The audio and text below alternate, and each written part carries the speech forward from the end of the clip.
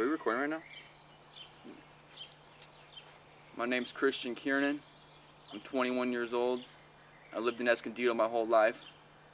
And I'm also a heroin addict. Recovering heroin addict. This song's actually about if I relapsed. It's about if I had a drink at a bar, what that could lead to.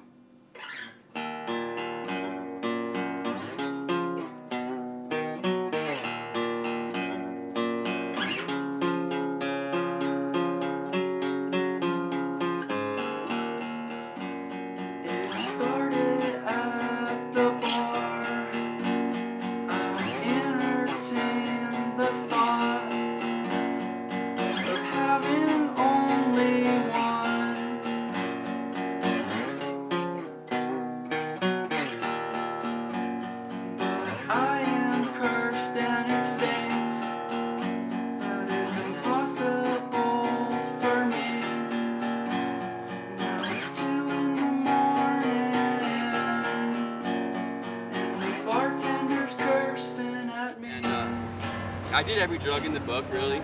I did everything pretty much, everything you could think of.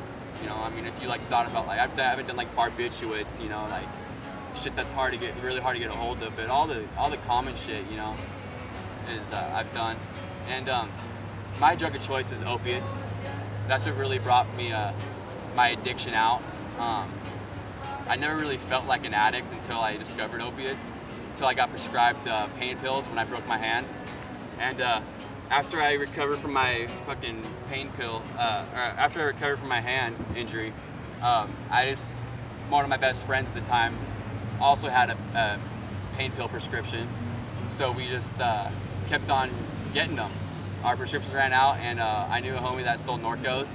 And pretty soon I was on Norcos all day and all night. I couldn't do anything without them. I couldn't, you know, I was strung out on pain pills before I was strung out on heroin.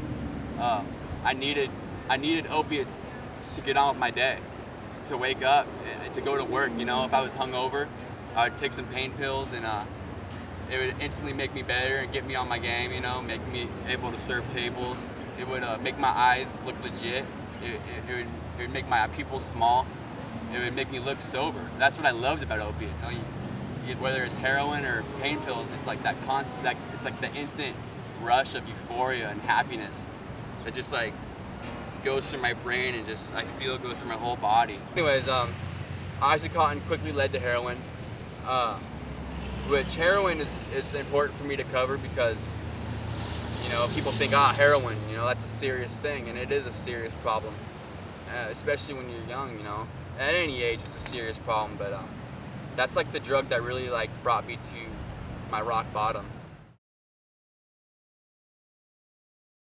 A heroin high is I'm not gonna lie, it's amazing.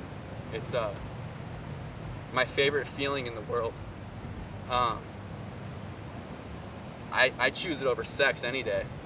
You know, it goes heroin, sex, 1, 2, and you know, that initial hit, you know, I started off with smoking it, and it's you smoke it on the foil, you suck it in, it tastes delicious. I love brown sugar. Sometimes it tastes good, sometimes, you know, you get a bunk batch, it tastes like fucking sardines, nasty shit, but either way, it made you feel good. And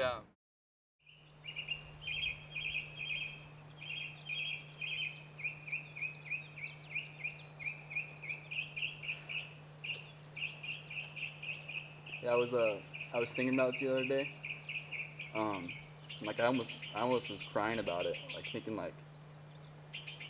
I finally was understanding that I gotta be a heroin addict for the rest of my life. It never really hit me until the other night, when I was thinking about it. It's something that I can't take back, what I did and what I know now. Knowing that feeling actually exists. That any time I can go get a sack and restart that all over again. You know, maybe I won't be as lucky this time.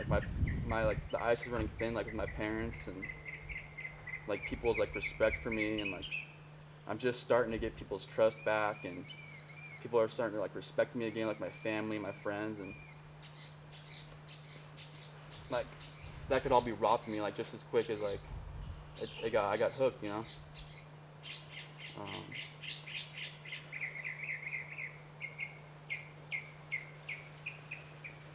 it's a bummer, dude. But at the same time, like I wouldn't take anything back really. And didn't really matter what anyone said to me. Didn't matter that I was stealing money from my parents, pawning off all my nice shit to go score a sack. Didn't matter that I was putting a needle in my arm, which I thought I would never do. Nothing really made me want to stop until I was just sick and tired of being sick and tired. I was sick of having to wake up every morning and get well. And my friends, people weren't answering my calls anymore. This kid probably comes from a broken home, fucked up family, you know, like most drug addicts. But you know, as you can see here, that's not really the case for me. I had everything that I needed to succeed, and actually probably more than I needed. But you know, I just needed to experience, you know, the griminess for myself in order to get better.